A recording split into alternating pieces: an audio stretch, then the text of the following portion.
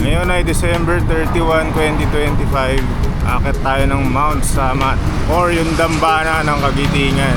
So kung nanonood kayo ng mga vlog namin na nagka-camping kami dito sa Bataan, malamang napakita na namin to ng maraming beses. Ito yung bundok na merong cruise. Tinayo siyang monumento bilang pag-alala doon sa nangyari nung Death March nung World War II. Nihingal na ako.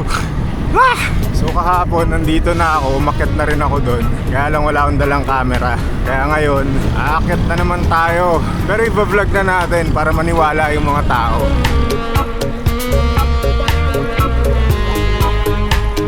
So nandito ako sa may mahabang kalsada ng Pilar, papunta ng Alauli.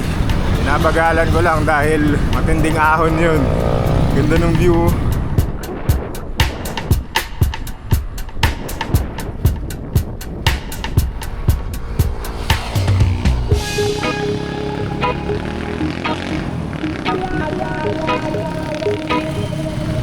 Dito kami kumakain ng buffet. So bale ito yung pupuntahan natin, itong bundok na to. Ayan. From here, sabi dito sa signage, 10 kilometers away. Tama ba yan? Tapos yung cross, ayun oh, hindi lang masyado makita ngayon dahil maulap. Pero kita mo yung parang scaffolding na nilagay nila kasi yung cross ngayon under restoration. Parang dami ko rin nakikitang naka-MTV ngayon sa kalsada. Mga dayo siguro yan, mga galing Manila yung iba.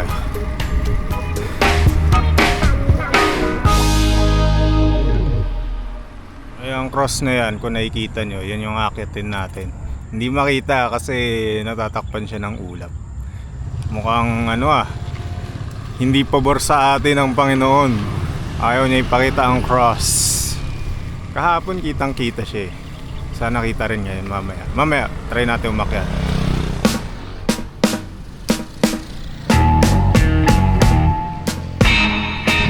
Ito na. Final check muna bago tayo umakyat. Baka flat yung gulong. So from here on, walang tigil na ahon na yan. 7 kilometers daw. Mamaya papakita ko sa inyo gaano katarik yung mga siko-siko niya. So sa umpisa pa lang makunat na talaga. Kita niyo yan, trailer pa lang yan, hindi pa yun yung palabas. So dito pa lang ang gearing ko na ay nakagrani na, sagad. Bungad pa lang, sagad na. Tsaka makulimlim ngayon. Kahapon maaraw eh. Maaga din ako kahapon eh. Kaya kita mo pa yung mga sun rays, ganyan. Ngayon gloomy. Sana wag umulan kasi madulas at matarik yung mga kalsada.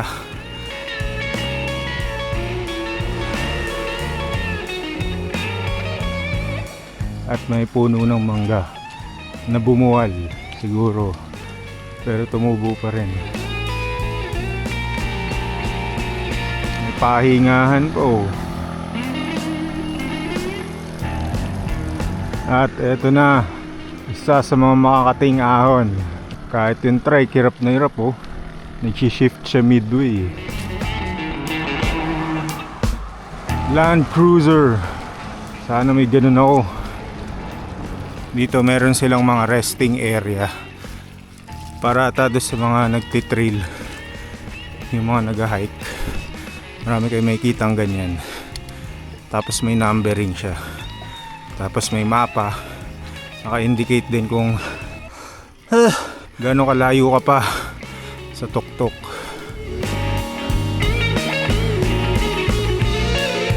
Parang paggabi pwede ka mag dito, Takumi. Morning. Ayan, pag may mga ganyan rest stop na sign, meron siyang malapit na resting area para doon sa mga nag-hike. Ang dami lang kalat.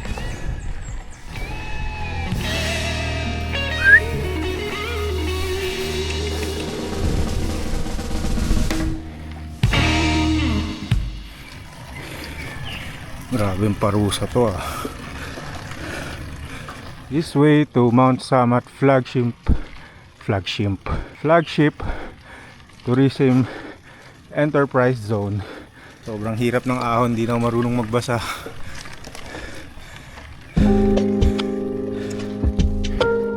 Ito ata yung mga daanan ng trail eh.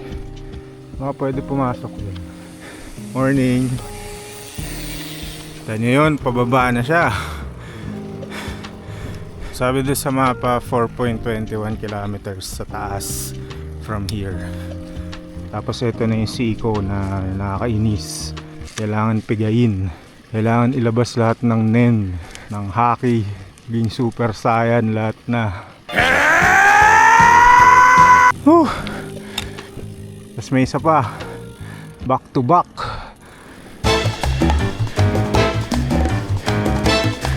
Excited na mapakita sa inyo kung gaano kasarap bumaba dito mamaya. Isa rin pala sa goal natin ngayong araw na to habang umaakyat, huwag tutukod. Personal challenge. Kahapon ginawa ko to, hindi naman ako tumukod. So dapat ngayon same lang din. Walang tukod-tukod, dire-diretso lang hanggang sa taas. Yun, may motor. E-mountain bike. Ang bilis nila eh. Ito na, kain action cam na naman.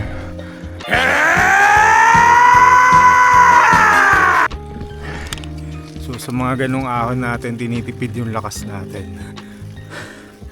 Kung meron pa man. You require more Vespine gas. From here, 2.35. Morning. Puro mga naka-MTB yung tao dito. Hindi uso yung mga gravel bike. Wala rin ako nakitang umahon na naka-road bike. Kahit kahapon. Mamanhid na itlog ko. Tingnan nyo, nakakainis sa itsura ng kalsada ko. Ba't ganyan? Ito, naka-road bike. Morning!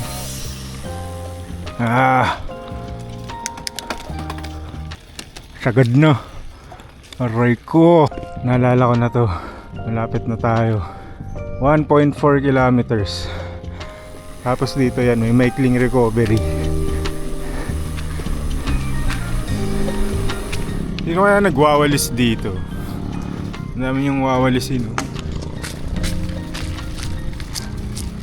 Buti na lang malamig.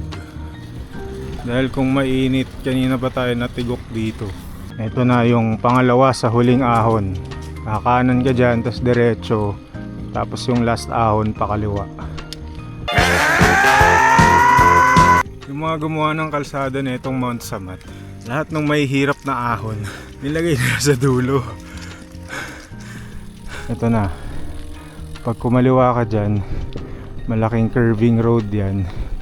Ang labas mo doon na sa gate. Sana bukas kahit na holiday ngayon, 31. Para naman makapasok tayo. Huli na to. Hindi pa pala. After nito, doon.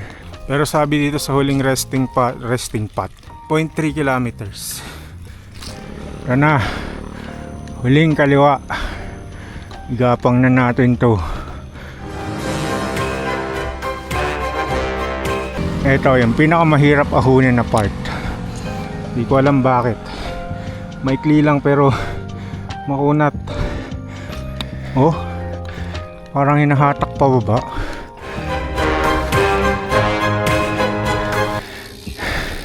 Morning. Mount Samat National Shrine.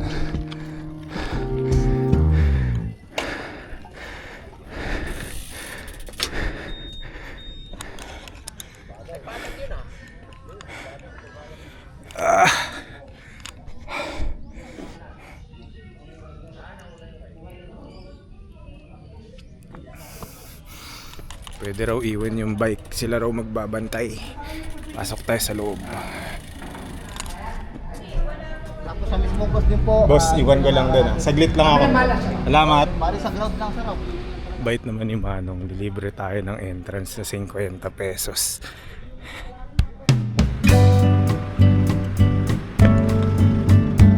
Ayun nga oh, may scaffolding nga siya. Nire-restore nila yung cross. Andito na rin tayo, edi mamasyal na tayo. Sulitin natin yung inahon nating pagkakatarik-tarik. Pagkakalami.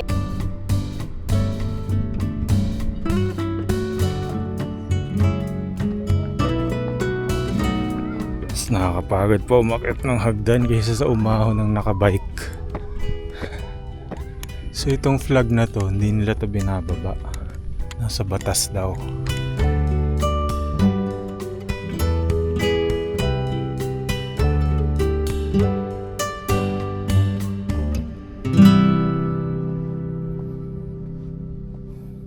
So ayun, yung may kita dito sa summit ng Mount Samat. Nandun yung dambana ng Kagitingan or the Shrine of Valor. Tapos meron din siyang museum. Kaso yung museum tsaka yung cross off limit siya as of now kasi nire-restore daw nila. Ayun o, kita nyo naman. Puro scaffolding yung cross. Pero ito, ganda. Kita mo yung Mount Mariveles tsaka yung may Camp Marilag, tapos banda doon kita mo na yung Limay.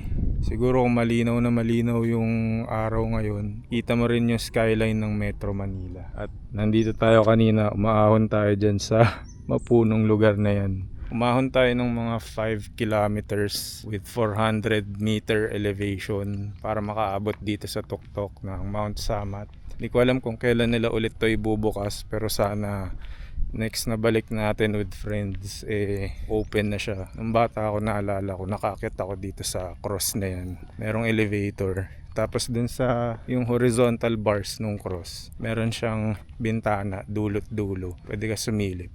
Yun yung pagkakatanda ko dati. Nung bagong lipat kami dito, tinur kami nung landlord namin. So ayun, salamat kay Manong dahil pinayagan niya na iwan yung bike natin na wala ring bayad kasi nag-audit daw sila ng resibo. Pero check natin kung ano meron dito sa maliit na souvenir shop. Baka may magandang sombrero para i-commemorate yung pag-akyat natin, para hindi naman sayang yung pagod ng kilometro na inakyat natin. Di ba?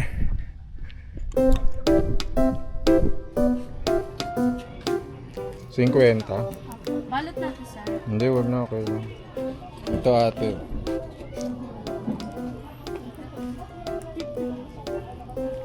Salamat po. Thank you. Boss, thank you ah. Bago tayo umuwi, inflate natin yung gulong. Ang lambot eh. Baka ma-unseat na naman. Ayan na, ngayon na ibababa na tayo. Hindi ko na ikakat, dire-diretso na lang. Para makita nyo kung gaano kabilis siya babain compared sa gaano katagal siyang akyatin. Let's go!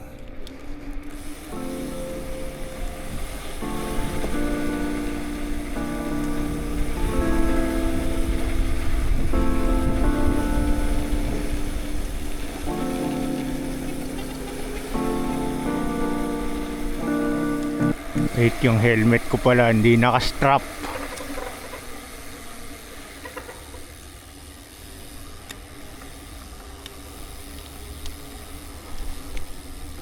Okay, let's go.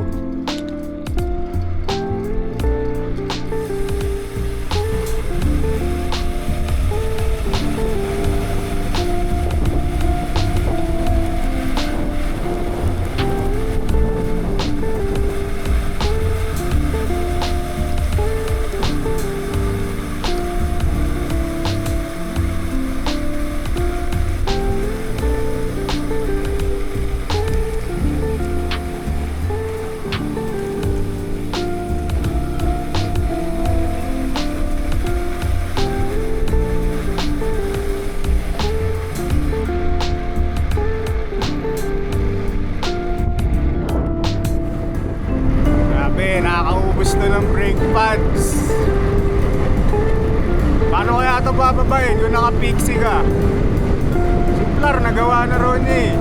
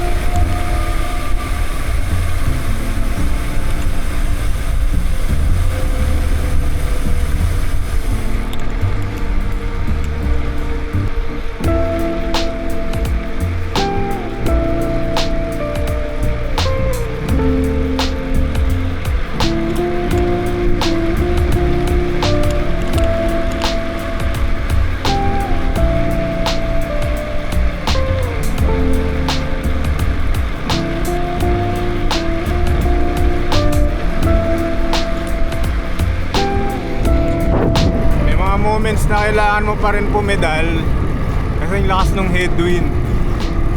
Pero lusong to all the way. Lalo na yung mga siko-siko na area.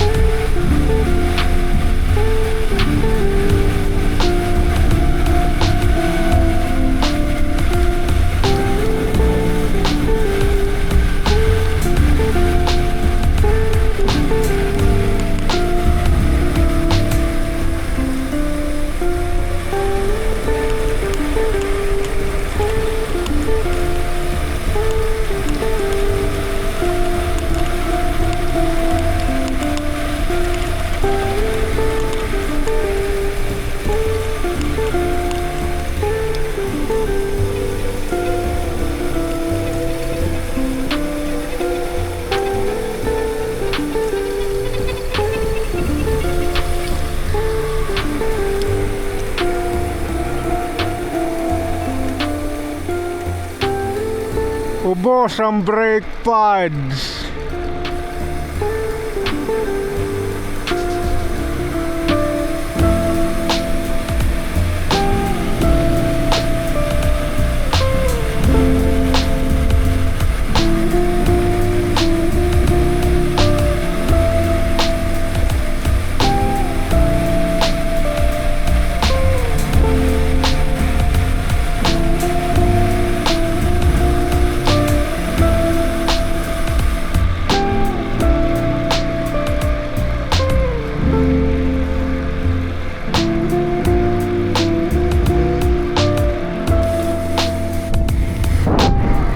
Mahal pa naman ang pads ng GRX, nasa 900 ata.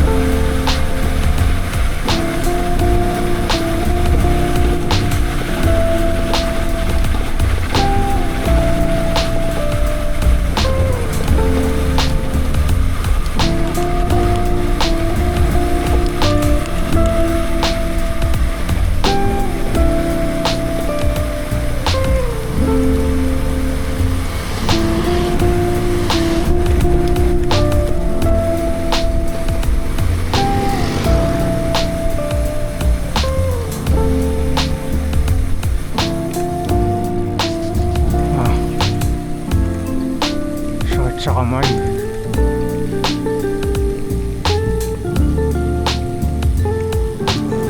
Bale, dyan ko muna tatapusin tong video dahil kailangan ko siya i-edit ng mabilis. Dahil i-upload ko to bukas, Thursday, January 1.